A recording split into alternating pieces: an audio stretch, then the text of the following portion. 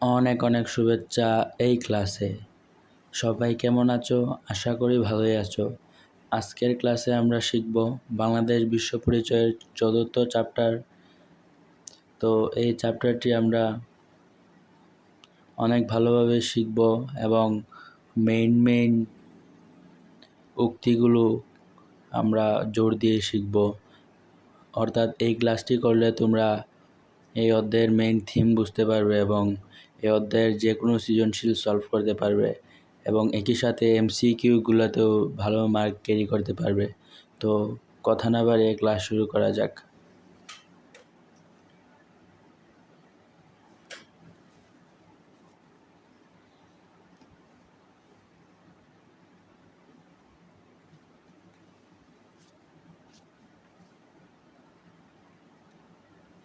তো এই অধ্যায়ে বাংলাদেশের ভূপ্রকৃতি নিয়ে কথা বলা হয়েছে। তো যদি দেখি বাংলাদেশের ভূপ্রকৃতি,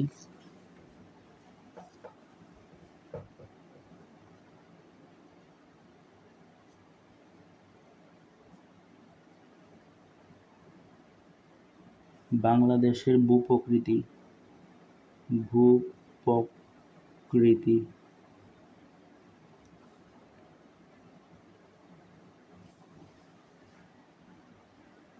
তো বাংলাদেশের ভূপ্রকৃতি দেখতে গেলে আগে আমাদের বাংলাদেশের অবস্থান জানতে হবে। এই পৃথিবীর মধ্যে বাংলাদেশের অবস্থানটা আমাদের জানা উচিত। তো বাংলাদেশের অবস্থান পৃথিবীতে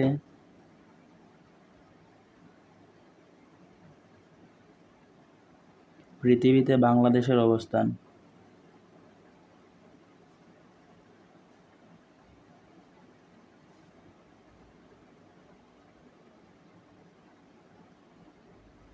পৃথিবীতে বাংলাদেশের অবস্থান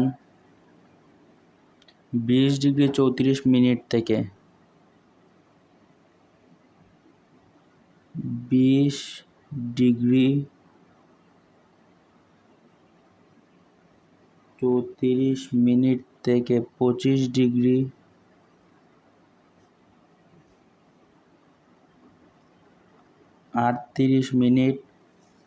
উত্তর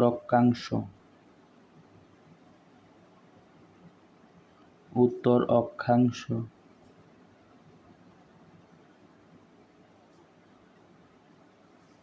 অর্থাৎ পৃথিবীতে বাংলাদেশের অবস্থান 20°34' থেকে 25°38' উত্তর অক্ষাংশে। আর হলো 88°01' থেকে 91°41' পূর্ব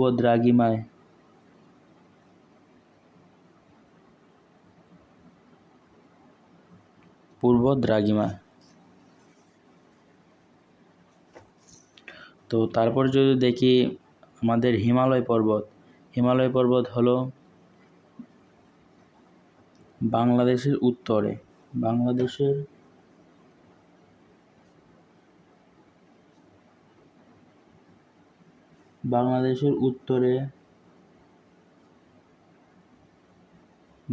উত্তরে রয়েছে হিমালয় পর্বত।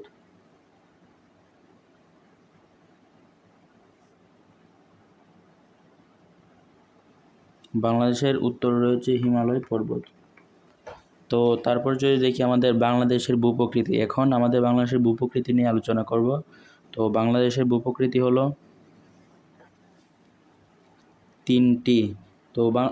বাংলাদেশের ভূপ্রকৃতি, এখন আমরা আলোচনা করব বাংলাদেশের ভূপ্রকৃতি নিয়ে। বাংলাদেশের ভূপ্রকৃতিকে 3 ভাগে ভাগ করা হয়েছে।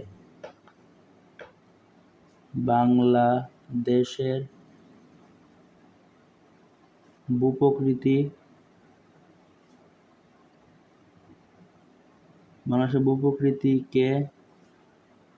3 ভাগে ভাগ করা হয়েছে।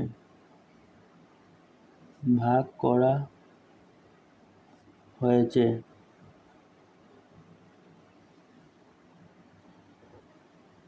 তো তার হয়েছে যেমন প্রথমটি হলো, 1 নম্বর হলো টারশিয়ারি যুগের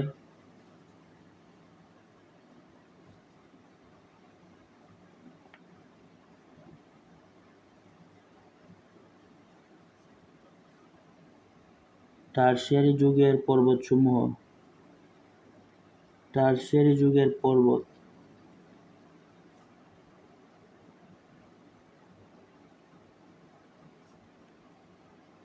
টারশিয়ারি যুগের পর্বতসমূহ। 2 প্লাইস্টোসিন কালের সোপানসমূহ।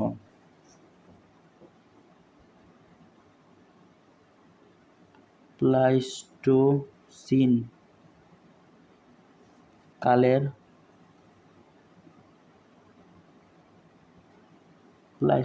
কালের সোপানসমূহ।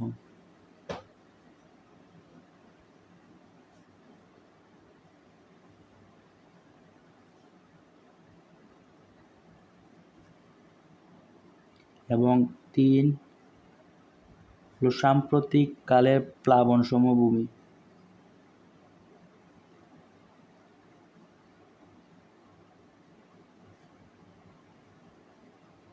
সাম্প্রতিক কালের প্লাবন সমভূমি।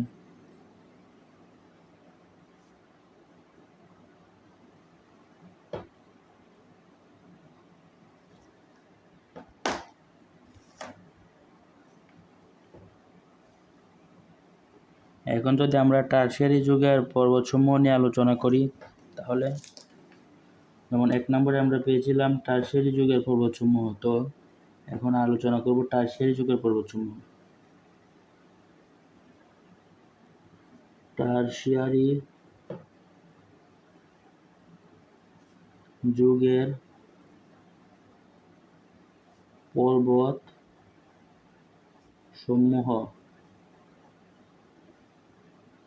টারশিয়ারি যুগের পর্বতসমূহ।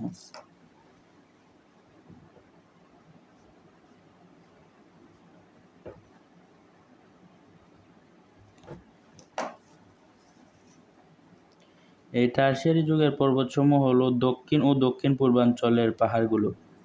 অর্থাৎ 1 নম্বর হলো, এটা কিন্তু অনেক এমসিকিউর মধ্যেও আসে, তো ভালো করে শিখবো এগুলা। দক্ষিণ ও দক্ষিণ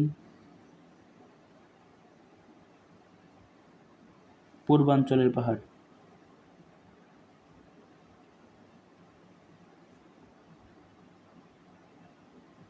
দক্ষিণ ও দক্ষিণ পূর্বাঞ্চলের পাহাড়।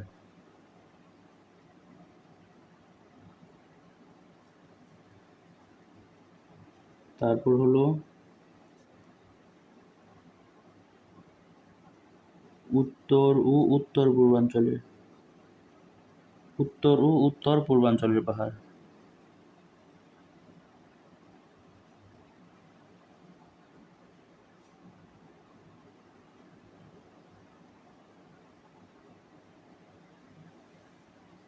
এই দক্ষিণ ও দক্ষিণ পূর্বাঞ্চলের পাহাড় এবং উত্তর উত্তর পূর্বাঞ্চলের পাহাড় মিলেই আমাদের টারশিয়ারি যুগের পাহাড়গুলো গঠিত। তো টারশিয়ারি যুগের পাহাড়গুলো গঠিত। তাহলে আমরা দেখব দক্ষিণ ও দক্ষিণ পূর্বাঞ্চলের পাহাড়গুলো কেমন ছিল। যদি দেখি তাহলে দক্ষিণ পূর্বাঞ্চলের পাহাড়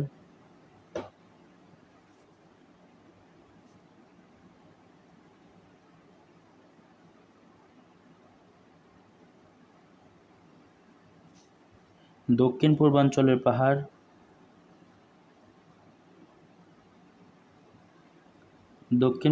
পাহাড়গুলো যদি দেখি, না, এটা হবে দক্ষিণ ও দক্ষিণ পূর্বাঞ্চলের পাহাড়। দক্ষিণ ও দক্ষিণ পূর্বাঞ্চলের পাহাড়গুলো যদি দেখি,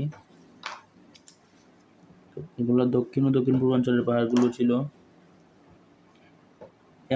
এ অঞ্চলের পাহাড়গুলো হলো উচ্চতা হলো 610 মিটার। অর্থাৎ এই অঞ্চলের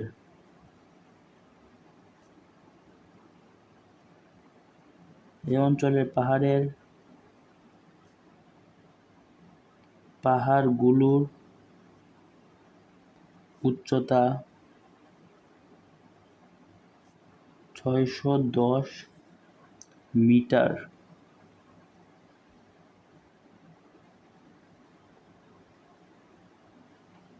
610 মিটার এবং এই পাহাড়গুলোর মধ্যে সবচেয়ে উঁচু পাহাড় মানে সর্বোচ্চ পর্বত শৃঙ্গ হলো তাজুদ্দং বিজয়, যার উচ্চতা 1231 মিটার। তো সর্বোচ্চ পর্বত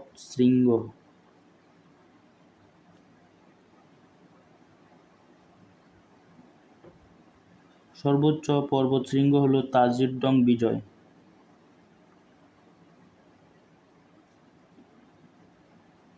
তাজিংডং বিজয় তাজুদ্দং বিজয়, যার উচ্চতা 1231 মিটার। যার উচ্চতা 1231 মিটার এবং এই সর্বোচ্চ পর্বত শৃঙ্গ অর্থাৎ তাজুদ্দং বিজয়ের চেয়ে একটু নিচু, মানে এটা হলো দ্বিতীয় সর্বোচ্চ পর্বত শৃঙ্গ। এইটা দ্বিতীয় সর্বোচ্চ পর্বত শৃঙ্গের নাম হলো কিয়কারাডং, যার উচ্চতা হলো এইটার থেকে 1 মিটার কম অর্থাৎ 1230 মিটার। সুতরাং দ্বিতীয়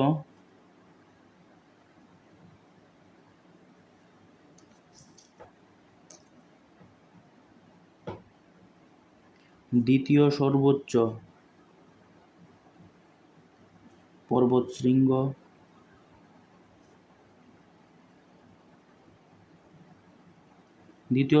পর্বত শৃঙ্গ হলো কিয়কারাডং।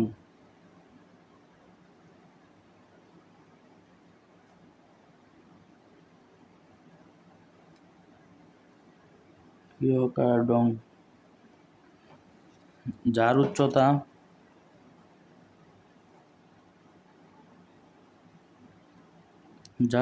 1230 মিটার। এই অঞ্চলের পাহাড়গুলো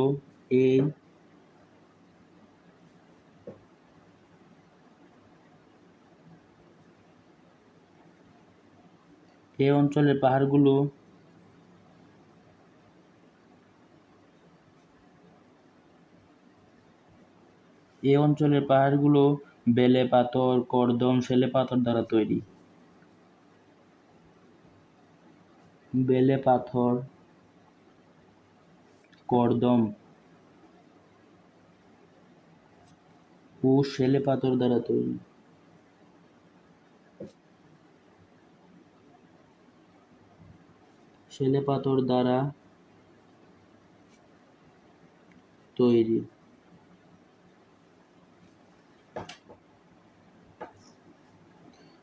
তারপর দেখব কি 12% এলাকা নিয়ে এই অঞ্চল গঠিত, মানে এই এলাকাটি 12% এলাকা নিয়ে গঠিত। সুতরাং 12%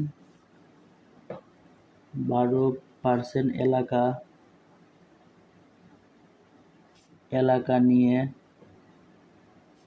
এটি গঠিত।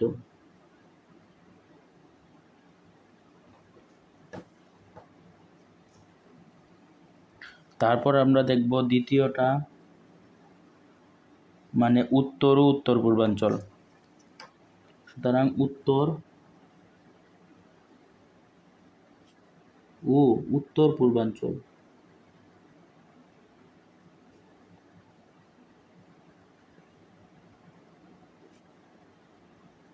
উত্তর ও উত্তর পূর্বাঞ্চল।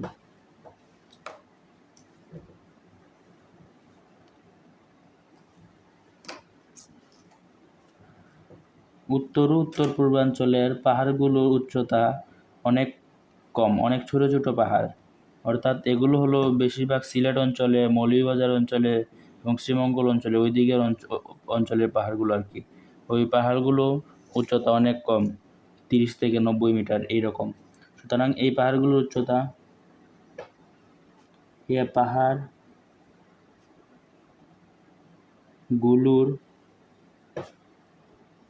উচ্চতা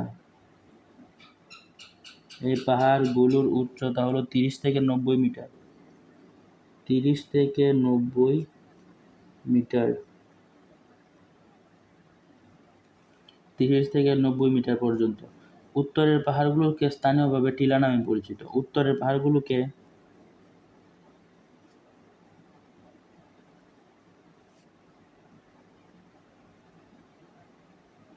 উত্তরের পাহাড় মানে সিলেটের পাহাড়গুলোকে ওই দিকের আঞ্চলিক ভাষা অনুসারে ওরা টিলা নামে ডাকে, তাই ওই উত্তর অঞ্চলের পাহাড়গুলোকে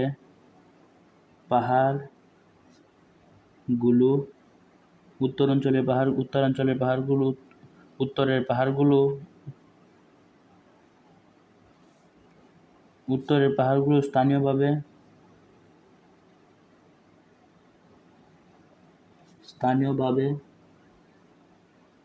টিলা নামে পরিচিত।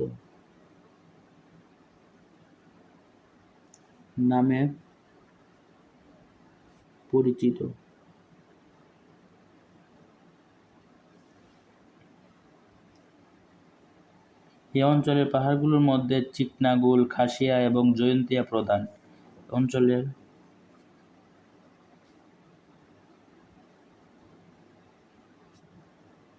এ অঞ্চলের পাহাড়গুলোর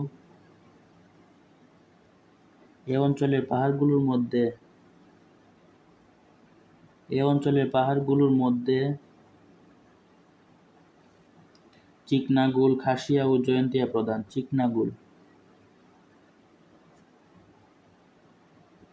চিকনাগুল, খাসিয়া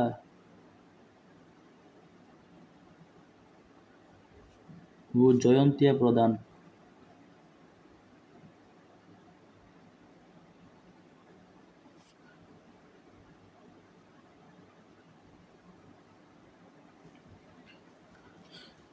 এই ছিল আমাদের উত্তর পূর্বাঞ্চল। এতটুকু মনে রাখতে পারলেই চলবে। পরীক্ষার সময় এইটুকু মাথায় করে নিয়ে গিয়ে পরীক্ষার খাতায় লিখে দিলেই চলবে। পুরাটা চ্যাপ্টার পড়ে, পুরাটা বই পড়ে সবগুলো আসলে পরীক্ষার খাতায় লেখা সম্ভব না, মনে থাকে না। তো আমরা বেসিক কথাগুলো মনে রাখার চেষ্টা করব, এগুলোই মাথার মধ্যে সেট করে রাখব, যাতে পরীক্ষার খাতার মধ্যে আমরা এগুলো সুন্দরভাবে তুলে দিতে পারি। তুমি কতটুকু পারো এইটা টিচার তোমাকে গেস করবে না। টিচার দেখবে তুমি পরীক্ষার খাতায় কতটুকু লিখতে পারছো। তো পরীক্ষার খাতায় আমি যতটুকু লিখতে পারবো ততটুকু আমি শিখব, এর চেয়ে বেশি শেখার কোনো দরকার নাই। যদি আমি শিখে খাতায় লিখতে না পারি তাহলে তো শেখার কোনো মূল্য নাই। তাই আমরা এতটুকু শিখব যতটুকু আমরা পরীক্ষার খাতায় তুলে দিতে পারি সুন্দর করে। এই চ্যাপ্টারের সৃজনশীলগুলোর মধ্যে অর্থাৎ বাংলাদেশ ও বিশ্ব পরিচয় যে কোনো পরীক্ষার মধ্যেই সৃজনশীলগুলো সুন্দরভাবে লিখে আর ক্লাস নোটগুলো ক্লাসে যেভাবে পড়াচ্ছি সেভাবে পড়ে যদি লেখা যায় পরীক্ষাতে, অ্যাটলিস্ট 10-এর মধ্যে 9 পাওয়া যাবে প্রত্যেকটা সিকিউতে। তো ভালোভাবেই পড়া উচিত। এটাও অনেক কঠিন সাবজেক্টও না, বুঝে বুঝে পড়লে সব সাবজেক্টই সহজ।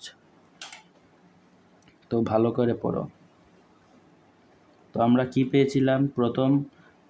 প্রথমে আমরা ভাগ করেছিলাম বাংলাদেশের ভূপ্রকৃতিকে 3 ভাগে ভাগ করেছিলাম। প্রথমটি হলো প্লাইস্টোসিন কালের সোপানসমূহ, দ্বিতীয়টি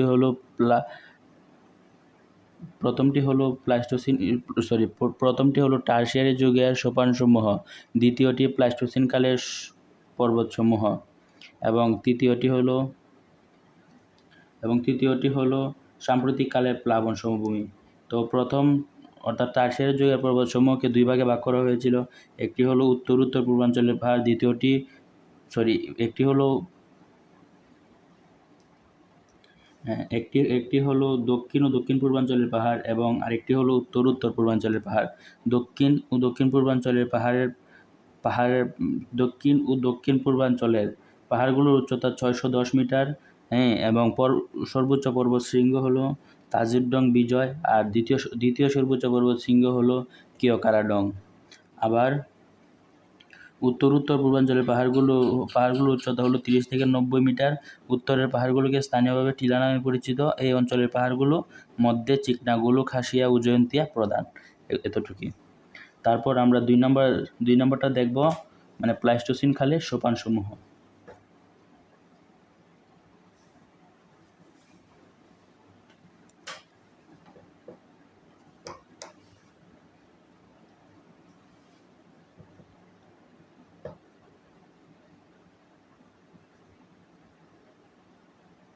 প্লাইস্টোসিন কালের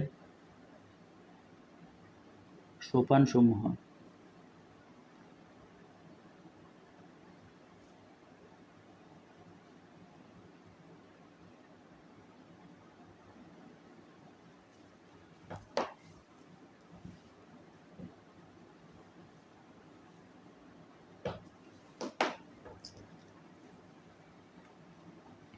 প্লাইস্টোসিন কালের সোপানসমূহ।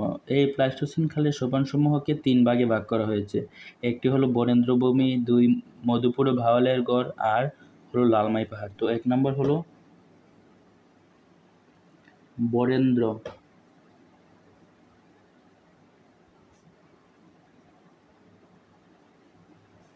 বরেন্দ্রভূমি, 2 মধুপুর ও ভাওয়ালের গড়, মধুপুর ও ভাওয়ালের গড়, মধুপুর ও ভাওয়ালের গড়।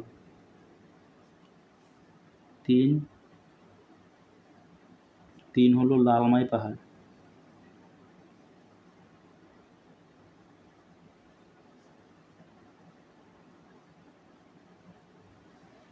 মধুপুর, ভাওয়ালের গড় এবং লালমাই পাহাড়।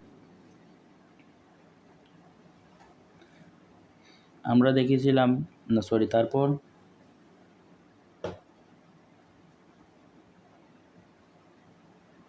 তারপর যদি আমরা প্রত্যেকটাকে নিয়ে আলাদা আলাদাভাবে আলোচনা করি, তাহলে 1 নং আসবে বরেন্দ্রভূমি।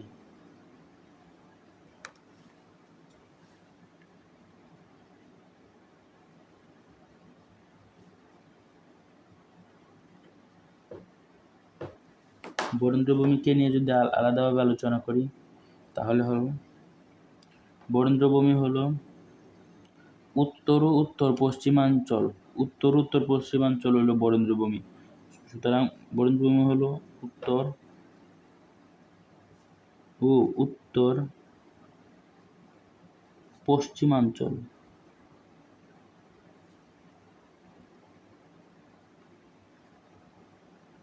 বরেন্দ্রভূমি হলো উত্তর ও উত্তর পশ্চিমাঞ্চল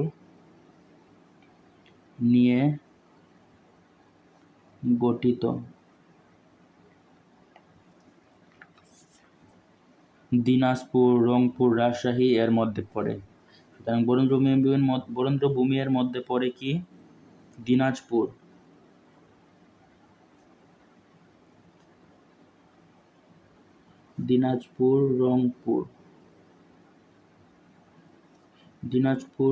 রংপুর ও রাজশাহী।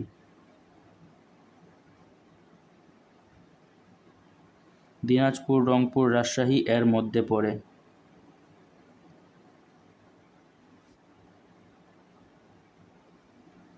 দিনাজপুর, রংপুর, রাজশাহী এর মধ্যে পড়ে। তারপর এই অঞ্চলের মাটিগুলো মানে বরেন্দ্রভূমি যে অঞ্চলগুলো, অর্থাৎ উত্তর পশ্চিমাঞ্চল অঞ্চল, এই উত্তর পশ্চিমাঞ্চলের মাটিগুলো হলো ধূসর এবং লাল বর্ণের। মাটি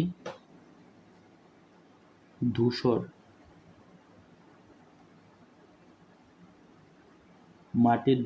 ও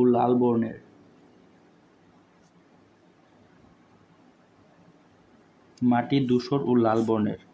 তারপর আর আমরা কি লিখতে পারি? মাটি ধূসর ও লাল বর্ণের, এগুলো এতটুকুই যথেষ্ট। তারপর যদি আমরা 2 নম্বর দেখি, অর্থাৎ মধুপুর ও ভাওয়ালের গড়।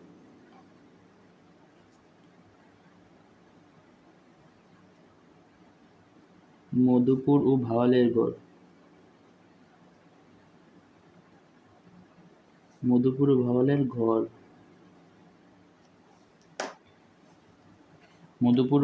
গড় এ যদি দেখি, তাহলে এটি হলো উত্তর পশ্চিমাঞ্চলের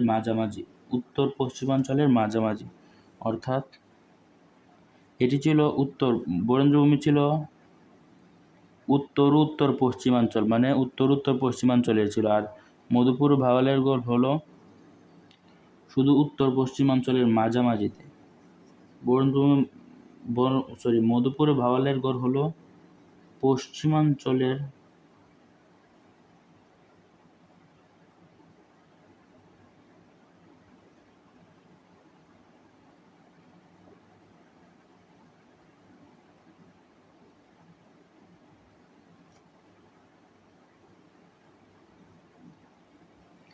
পশ্চিমাঞ্চলের মাঝামাঝিতে।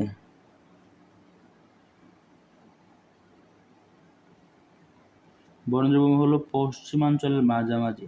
এটি ময়মনসিংহ গাজীপুরের মধ্যে পড়ে। মধুপুর ভাওয়ালের গড়ের মধ্যে পড়ে। অর্থাৎ পশ্চিমাঞ্চলের মাঝামাঝিতে যে পাহাড়গুলো, ওইগুলো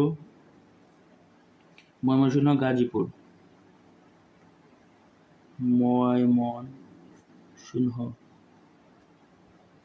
ময়মনসিংহ ও গাজীপুর এর মধ্যে পড়ে।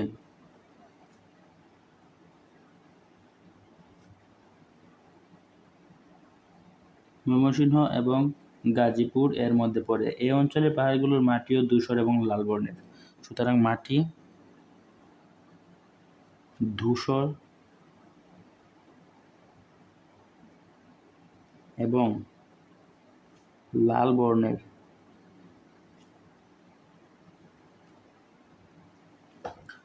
মাটি ধূসর এবং লাল বর্ণের। 3 নাম্বার হলো লালমাই পাহাড়।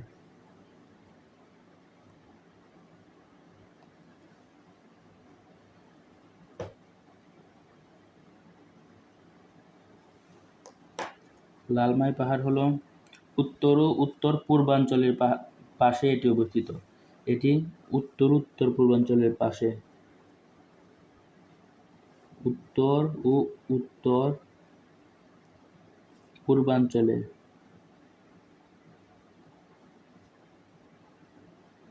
উত্তর পূর্বাঞ্চলের পাশে অবস্থিত।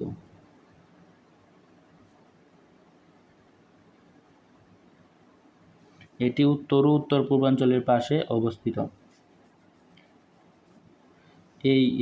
এই অঞ্চলের পাহাড়গুলো অর্থাৎ কুমিল্লার মধ্যে পড়ে। মানে লালমাই পাহাড়ের যে অঞ্চল, এই অঞ্চলের মধ্যে কুমিল্লা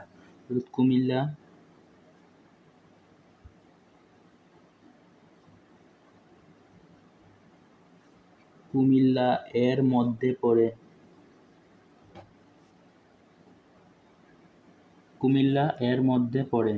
তারপর এই অঞ্চলের মাটিগুলো হলো লালচে এবং নুড়ি বালি।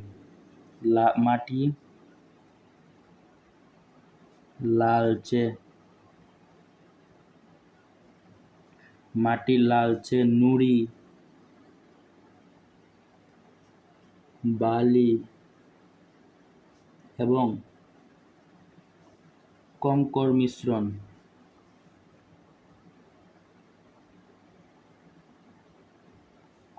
মিশ্রণ।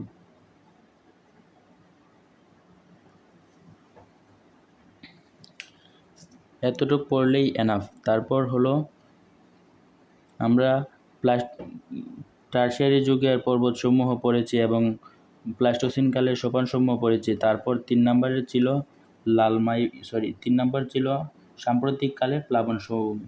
এখন 3 নাম্বার পড়ব সাম্প্রতিক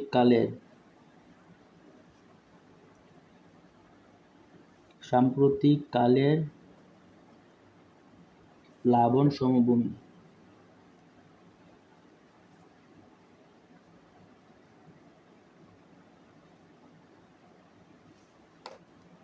সাম্প্রতিক কালের প্লাবন সমভূমি এটি বাংলাদেশের বেশিরভাগ জায়গা নিয়ে গঠিত, অর্থাৎ অধিকাংশ জায়গা নিয়ে গঠিত। এটি বাংলাদেশের বেশিরভাগ অর্থাৎ অধিকাংশ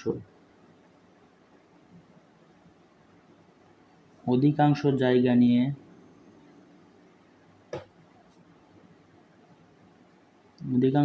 নিয়ে গঠিত। এই অঞ্চলের মাটিগুলো উর্বর।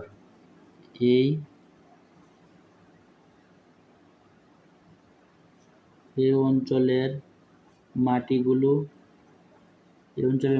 উর্বর।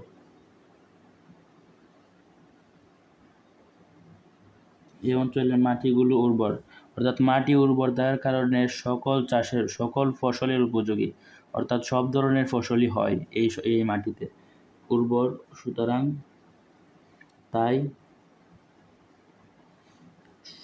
সব ফসল চাষের উপযোগী।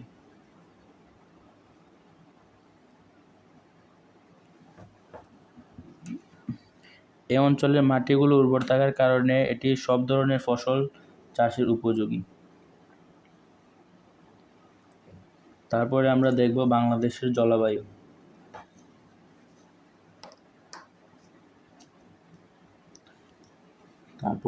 বাংলাদেশের জলবায়ু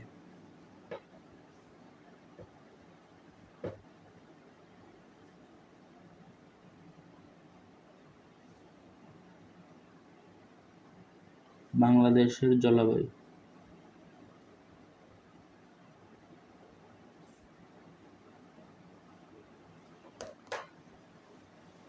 বাংলাদেশের জলবায়ুর মধ্যে এখন তিনটি কালই রয়েছে, অর্থাৎ শীতকাল, গ্রীষ্মকাল আর বর্ষাকালই এখন দেখা যায়। তো আমরা যদি শীতকাল নিয়ে আলোচনা করি,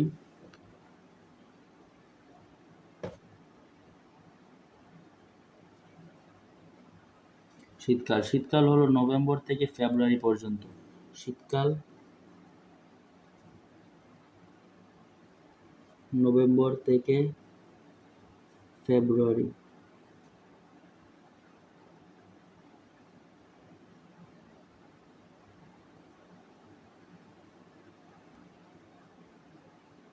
শীতকাল হলো নভেম্বর থেকে ফেব্রুয়ারি। শীতকাল নভেম্বর থেকে ফেব্রুয়ারি।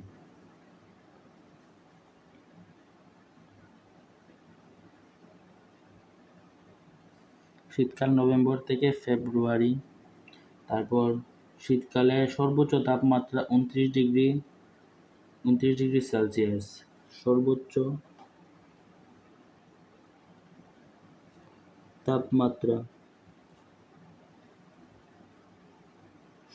তাপমাত্রা হলো 29 ডিগ্রি সেলসিয়াস।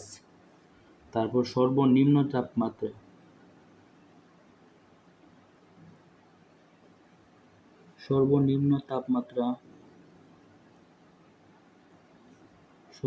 তাপমাত্রা হলো 11 ডিগ্রি সেলসিয়াস। 11। তারপর যদি দেখি আমরা গড় তাপমাত্রা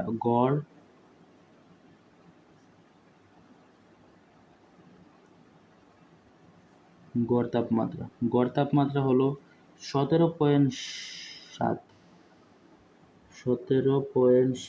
ডিগ্রি সেলসিয়াস। এইটুকুই আমরা মনে রাখবো শীতকালের জন্য।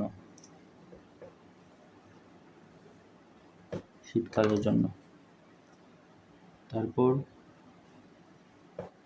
গ্রীষ্মকাল।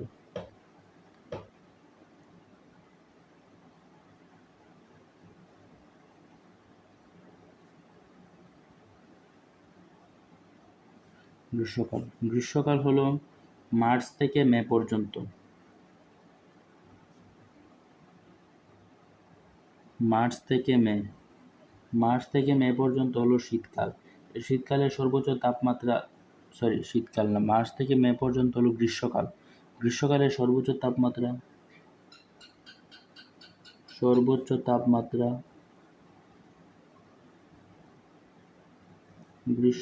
সর্বোচ্চ তাপমাত্রা হলো 38 ডিগ্রি সেলসিয়াস।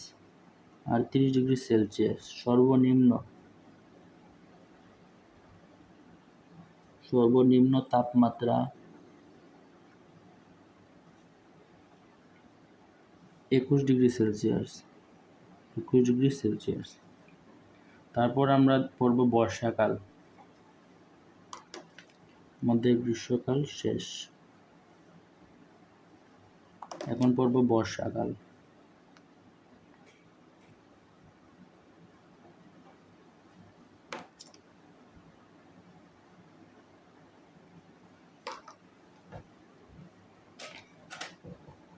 বর্ষাকাল হলো জুন থেকে অক্টোবর পর্যন্ত। জুন থেকে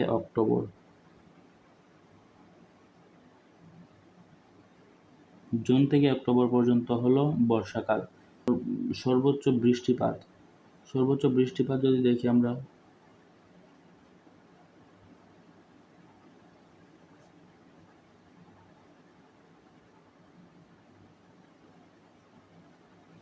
বর্ষাকালে অনেক বৃষ্টি হয়, তাই সর্বোচ্চ বৃষ্টিপাত 340 মিটার, সর্বনিম্ন বৃষ্টিপাত হলো 119 মিটার।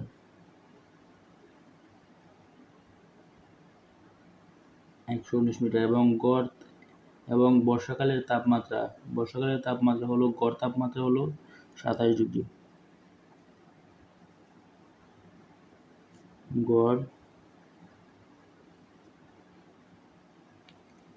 গড় তাপমাত্রা হলো 27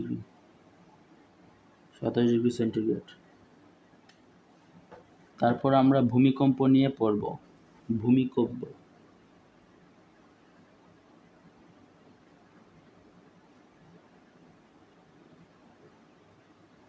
ভূমিকম্পর কারণ ও ফলাফল পড়ব।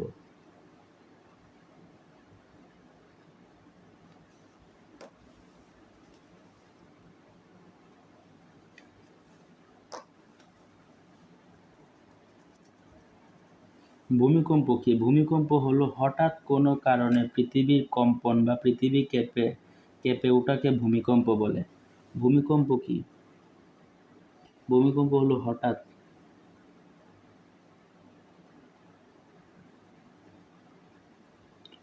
কোনো কারণে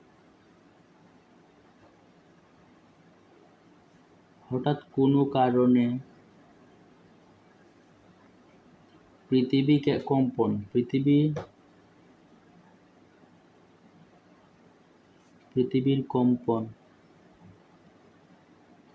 কম্পন বা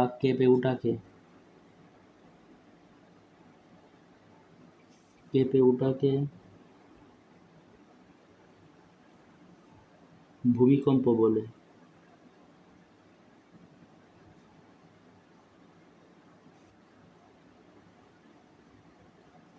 হঠাৎ কোনো কারণে পৃথিবীর কম্পন বা কেঁপে ওঠাকে ভূমিকম্প বলে।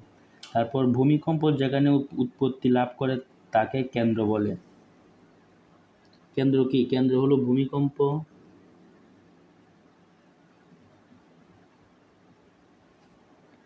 যেখানে উৎপত্তি লাভ করে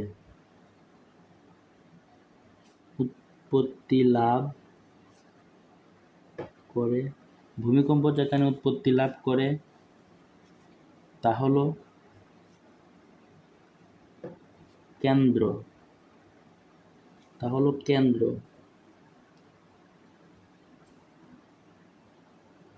তারপর কেন্দ্র থেকে ঠিক উপরের দিকে অংশকে বলা হয় উপকেন্দ্র। আমরা জানি কেন্দ্রের থেকে একটু বড়ই হলো উপকেন্দ্র, অর্থাৎ এইখানেও কেন্দ্রের উপরের অংশ। কেন্দ্র থেকে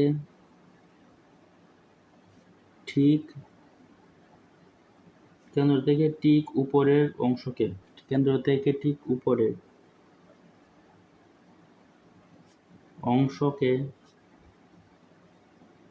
উপকেন্দ্র বলে।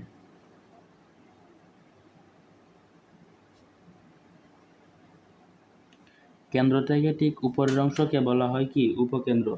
তারপর আমরা যদি একটা দেখি, এটা হলো বিগত 4 বছরে 1,50,00,000 মানুষের প্রাণহানি ঘটেছে এই ভূমিকম্পের কারণে। বিগত 4,000 বছরে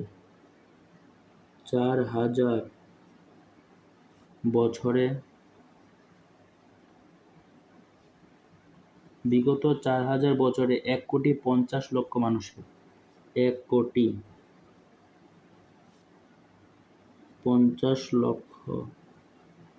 মানুষের 1,50,00,000 মানুষের প্রাণহানি ঘটেছে। 1,50,00,000 মানুষের প্রাণহানি ঘটেছে এই ভূমিকম্পের কারণে। তারপর আমরা যদি দেখি ভূমিকম্প মাপার যন্ত্র,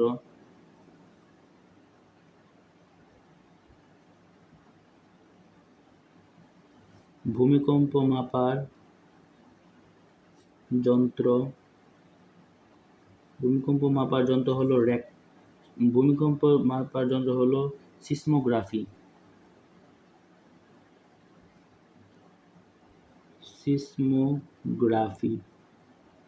এবং ভূমিকম্পের কম্পন মাপার যন্ত্র ভূমিকম্পের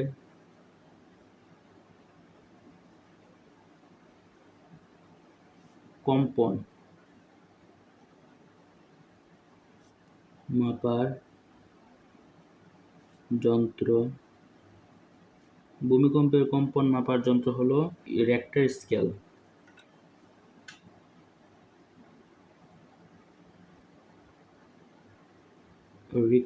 রিক্টার স্কেল ভূমিকম্প মাপার যন্ত্র হলো রিক্টার স্কেল। এখন আমরা দেখব, এতক্ষণ আমরা ভূমিকম্প নিয়ে আলোচনা করেছি, এখন দেখব ভূমিকম্পের কারণ।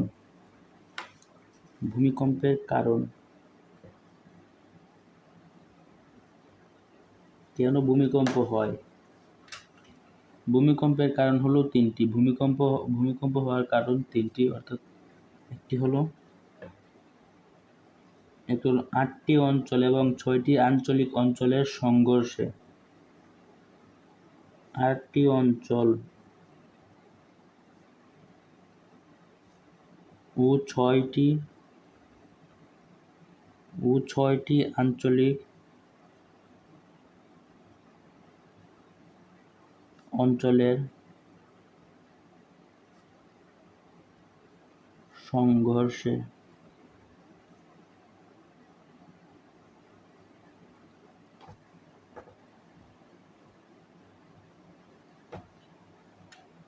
আটটি অঞ্চল এবং 6টি আঞ্চলিক অঞ্চলের সংঘর্ষে। 2 নাম্বার হলো আগ্নেয়গিরির অগ্ন্যুৎপাত, অর্থাৎ মেঘনা ধসে পড়লে।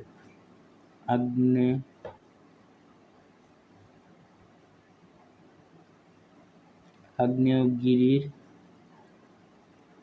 অগ্ন্যুৎপাত।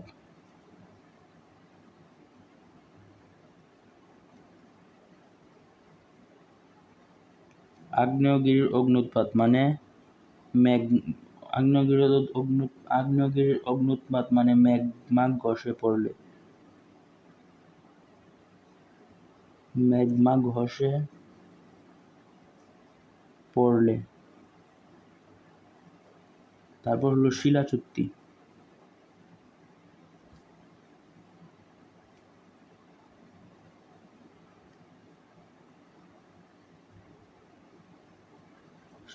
শিলা চুক্তি মানে পাথর ধসে পড়লে।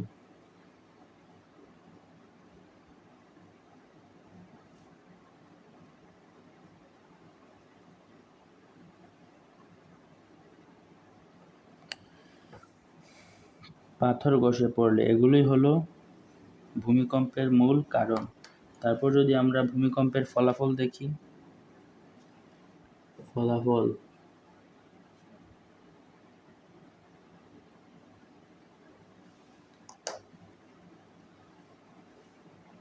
ভূমিকম্প হলে কি হয় আমাদের? ভূমিকম্প হলে নাম্বার হয় ভূত্বকে ফাটলের সৃষ্টি, মানে আমাদের যে মাটি রয়েছে এই মাটিগুলো কিছু কিছু অঞ্চলের মাটিগুলো ফেটে যায়, অর্থাৎ ভূত্বকে ফাটলের সৃষ্টি।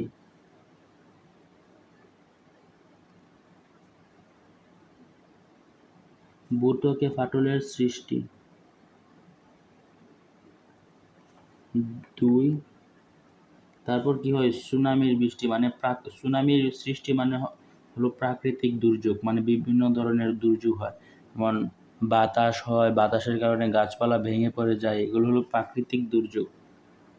তারপর পুকুরের মধ্যে যে পানিগুলো থাকে এগুলো উতাল পাতাল করে, একদিকের পানি ওই দিকে, ওই সময় পৃথিবীর মধ্যে কম্পন সৃষ্টি হয়, এর জন্য এটি হলো প্রাকৃতিক দুর্যোগ। অর্থাৎ সুনামির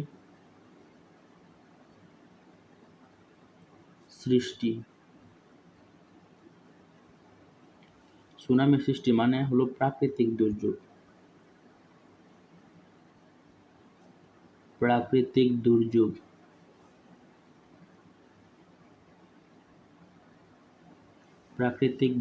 তারপর হলো নদীর গতিপথ পরিবর্তন, অর্থাৎ নদীর যে যে লাইনে চলছে ওই ওই যদি বৃষ্টিপাত হয় তাহলে ওই নদীটি ওই লাইনচ্যুত হয়ে যায়, মানে লাইনচ্যুত হয়ে অন্যদিকে বইতে শুরু করে, মানে যেই দিকে ওর রাস্তা ওই দিক থেকে ও সরে গিয়ে অন্য দিক দিয়ে চলতে শুরু করে।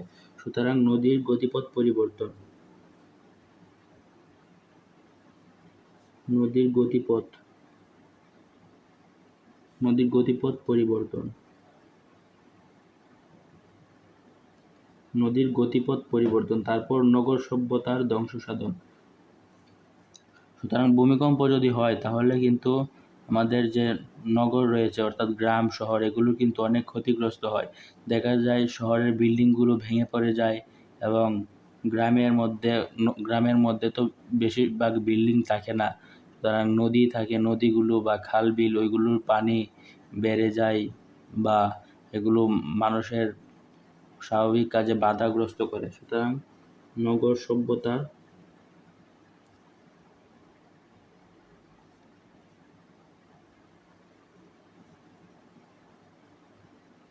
ধ্বংস সাধন,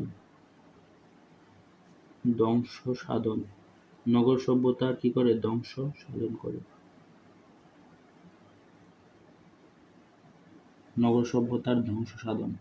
তারপর আর কি হয়, যখন ভূমিকম্প হয় তখন বিদ্যুৎ এবং টেলিফোন লাইন বিচ্ছিন্ন হয়ে যায়, অর্থাৎ কারেন্ট চলে যায়। কারেন্ট চলে গেলে আমরা কি বলি এটাকে? বিদ্যুৎ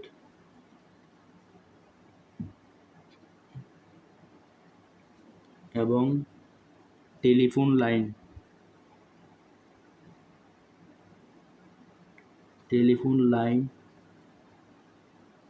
বিচ্ছিন্ন,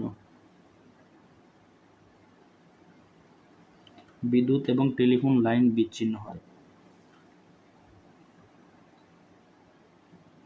তারপর যদি আমরা দেখি ভূমিকম্পে প্রবণ অঞ্চল, মানে বেশি ভূমিকম্প হওয়ার বেশি চান্স আছে যে জায়গাগুলো যদি দেখি, অর্থাৎ ভূমিকম্প প্রবণ অঞ্চল। সুতরাং ভূমিকম্প প্রবণ অঞ্চল,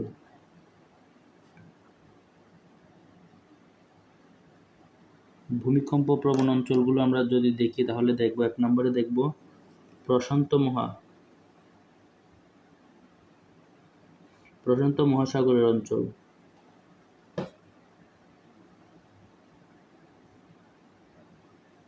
প্রশান্ত মহাসাগরের অঞ্চল। 2 নম্বরে আমরা দেখব ভূমধ্যসাগর, মানে হিমালয় পর্বতের অঞ্চল, মানে হিমালয় অঞ্চল,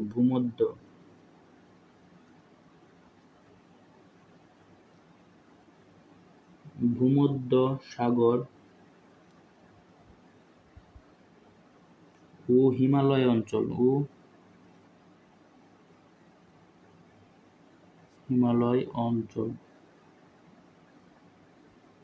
অর্থাৎ যখন ভূমিকম্প হয় তখন হিমালয় পর্বতের মধ্যে যে বরফগুলো রয়েছে এগুলো ভেঙে পড়ে যায়, ভেঙে চুরে নষ্ট হয়ে যায়। তারপর 3 নম্বরে দেখব মধ্য আটলান্টিক শৈলশিরা,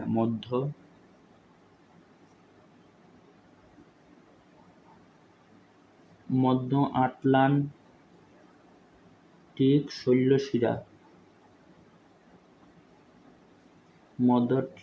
শৈলশিরা, এগুলোই। এখন যদি আমরা দেখি বাংলাদেশ, মানে বাংলাদেশের মধ্যে ভূমিকম্পের কারণগুলো যদি দেখতে যাই তাহলে আমরা দেখব বাংলাদেশের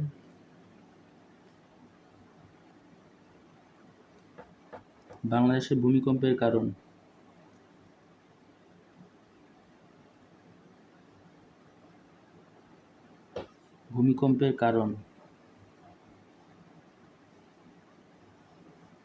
বাংলাদেশের ভূমিকম্পের কারণগুলো যদি দেখতে চাই তাহলে 1 নম্বরে দেখব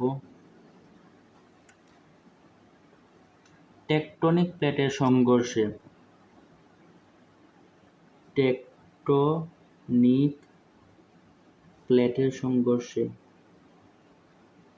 টেকটনিক প্লেটের সংঘর্ষে টেকটনিক প্লেটের সংঘর্ষে। তারপর দুই নাম্বার হলো ইন্ডিয়া এবং মিয়ানমারের মাঝামাঝি প্লেট, অর্থাৎ বাংলাদেশের অবস্থান যে এখানে, অর্থাৎ ইন্ডিয়া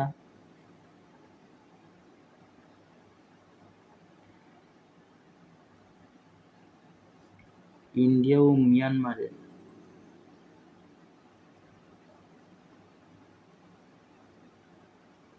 মাঝামাঝি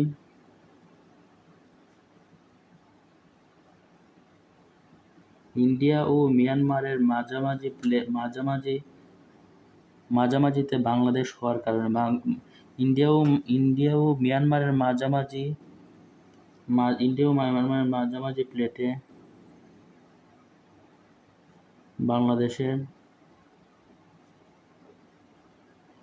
বাংলাদেশের অবস্থান, অর্থাৎ ইন্ডিয়া ও মিয়ানমারের মাঝামাঝি প্লেট হওয়ার কারণে আর ইন্ডিয়া ও মিয়ানমারের মাঝামাঝি প্লেটগুলো সংঘর্ষ হয়, তাই মাঝামাঝিতে বাংলাদেশ থাকায় বাংলাদেশ অনেক ক্ষতিগ্রস্ত হয় ভূমিকম্পে। তারপর 3 নম্বরে 1989 সালে ফরাসি ইঞ্জিনিয়ারিং কনসোর্টিয়াম থেকে বলেছিল কি, এগুলো দেখব। 1989 সালে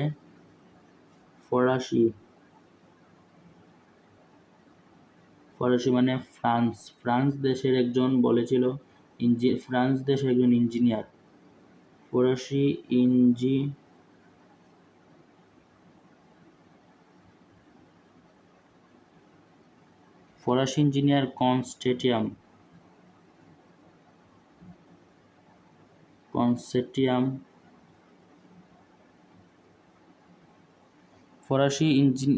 ইঞ্জিনিয়ার কনসোর্টিয়াম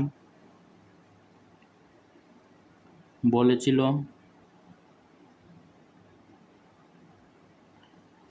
কি, 1 নম্বর প্রলয়ঙ্কারী অঞ্চল,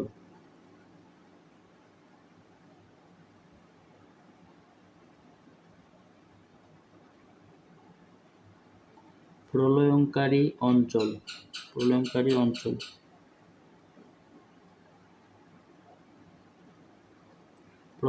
অঞ্চলের মধ্যে রেখেছিল রাঙ্গামাটি, কক্সবাজার, রংপুর, সিলেট, বান্দরবান। সুতরাং প্রলয়ঙ্কারী অঞ্চল কি কি?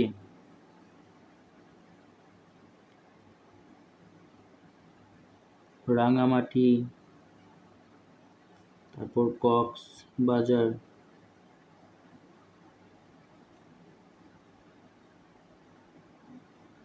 সিলেট,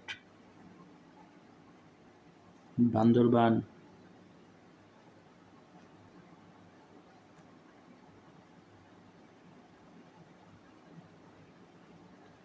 কক্সবাজার, সিলেট, বান্দরবান, তারপর হলো রংপুর, এগুলা। তারপর দ্বিতীয়ত বিপজ্জনক অঞ্চলের মধ্যে রেখেছিল ঢাকা, টাঙ্গাইলকে। 2 নম্বর বিপজ্জনক অঞ্চল হলো ঢাকা, টাঙ্গাইল। ঢাকা আর টাঙ্গাইল।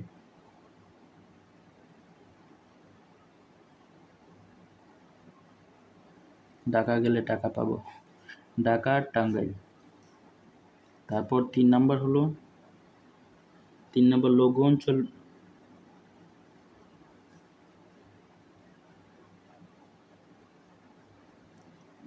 লঘু অঞ্চলের মধ্যে যদি দেখি তাহলে আমাদের অন্যান্য জেলাগুলো, অন্যান্য লঘু অঞ্চলের মধ্যে বাকি সবগুলোই, রাঙ্গামাটি, কক্সবাজার, সিলেট, বান্দরবান, রংপুর হলো প্রলয়ঙ্কারী অঞ্চল, মানে এগুলো বেশি ভয়ঙ্কর জায়গা, মানে এগুলোর মধ্যেই বেশি ভূমিকম্প হতে পারে। তারপর বিপজ্জনক অঞ্চল মানে হালকা বিপদ রয়েছে, মানে এইগুলো হলো মানে এগুলোর মধ্যে ঢাকা, টাঙ্গাইল রয়েছে। আর লঘু অঞ্চল মানে বাকি সব অঞ্চলগুলো। তারপর আমরা পড়ব ভূমিকম্পের ঝুঁকি মোকাবেলায় বাংলাদেশের করণীয়।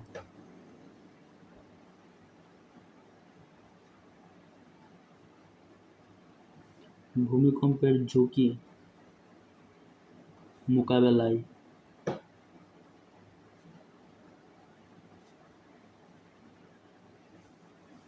ভূমিকম্পের ঝুঁকি মোকাবেলায় বাংলাদেশের করণীয়।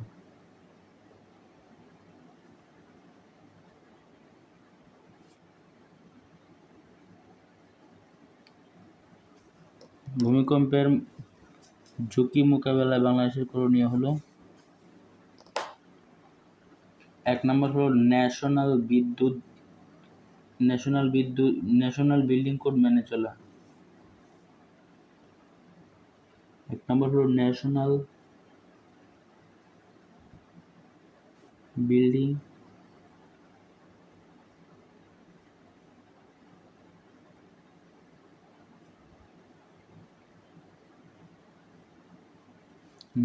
বিল্ডিং কোড মেনে চলা, অর্থাৎ সরকার থেকে যে সকল আদেশ দেওয়া হয় এগুলো মেনে চলতে হবে। তারপর দ্বিতীয়ত হলো ব্যক্তির করণীয়।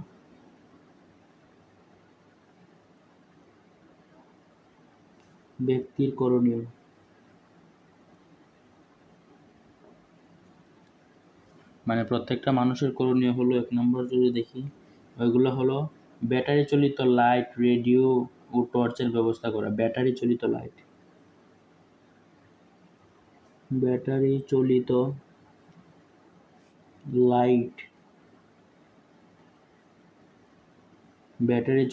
লাইট রেডিও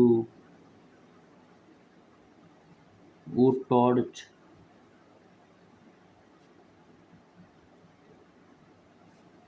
টর্চ এর ব্যবস্থা।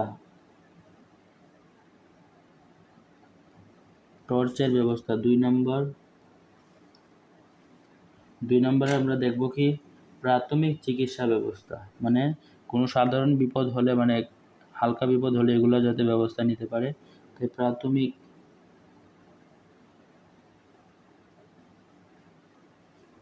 প্রাথমিক চিকিৎসার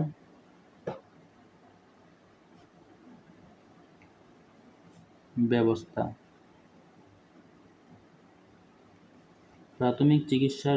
তারপর হলো ফায়ার ব্রিগেড, অর্থাৎ ফায়ার ব্রিগেড ও হাসপাতালের ফোন নাম্বার সংরক্ষণ করে রাখা।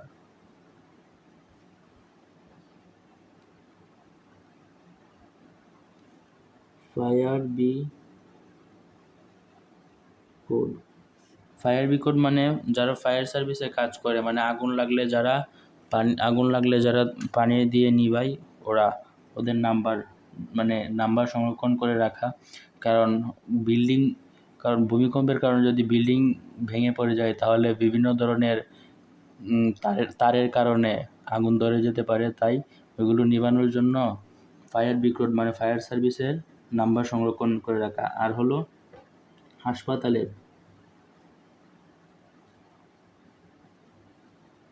হাসপাতালের নাম্বার সংরক্ষণ করে রাখা।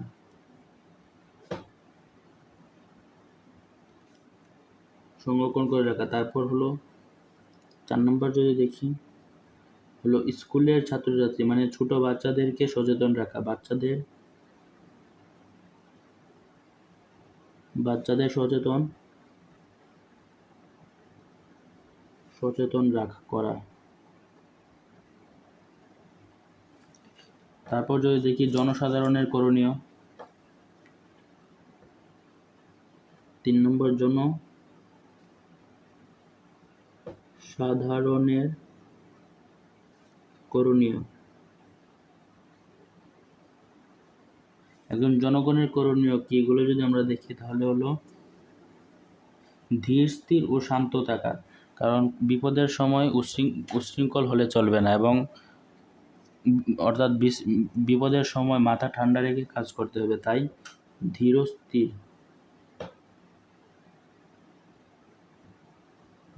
স্থির ও শান্ত থাকা। বিপদের সময় ধীর স্থির ভাবে শান্তভাবে পরিকল্পনা করতে হবে। তারপর 2 নম্বর হলো একতলা বাড়ি হলে বাইরে চলে আসা, আর বহুতলা বাড়ি হলে টেবিলের নিচে বা খাটের নিচে বসে থাকা। কারণ বিল্ডিং ভেঙে বিল্ডিং ভেঙে অনেক মারা যেতে পারে মানুষ, তাই শক্ত কোনো জিনিসের নিচে আশ্রয় নেওয়া। সুতরাং 2 নম্বর হলো একতলা বাড়ি হলে বাইরে চলে আসবো। একতলা বাড়ি হলে বাহিরে চলে আসা। আর বহুতলা বাড়ি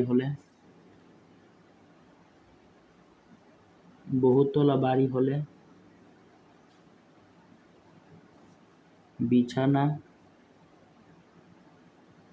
বিছানা বা টেবিলের নিচে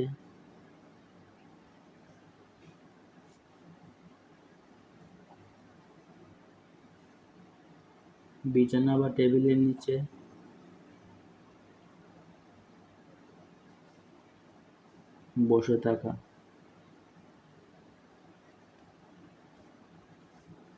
তারপর 3 নম্বর হলো গাছ বা বিদ্যুতের খুঁটির নিচে অবস্থান না করা।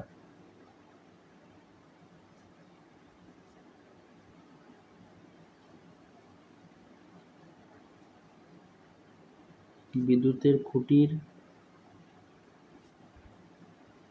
নিচে অবস্থান না করা, কারণ ভূমিকম্পের কারণে এগুলা পড়ে যেতে পারে। যদি কোনো মানুষ এইগুলোর নিচে পড়ে তাহলে সে তো আর বাঁচবে না, সোজা উপরে চলে যাবে। তাই এগুলো গাছ বা বিদ্যুতের খুঁটির নিচে অবস্থান না করা।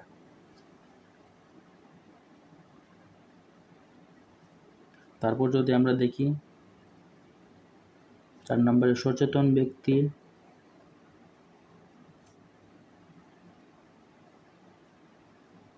করণীয়। সচেতন ব্যক্তির করণীয়ের মধ্যে পড়ে আক্রান্ত ব্যক্তিকে হাসপাতালে পাঠানো। 1 নম্বর হলো আক্রান্ত বা অসুস্থ ব্যক্তিকে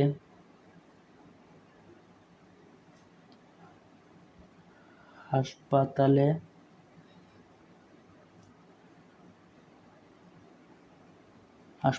পৌঁছানো। এই ছিল আমাদের আজকের ক্লাস, অর্থাৎ বাংলাদেশ বিশ্ব পরিচয়ের 4th চ্যাপ্টারের ক্লাস। আশা করি তোমরা এই চ্যাপ্টারটি ভালোভাবে বুঝতে পেরেছো এবং ক্লাস নোট করেছো। তো সবাইকে অনেক অনেক ধন্যবাদ ক্লাসটি করার জন্য, এবং ক্লাসটি কেমন লাগলো অবশ্যই কমেন্ট করে জানাবা।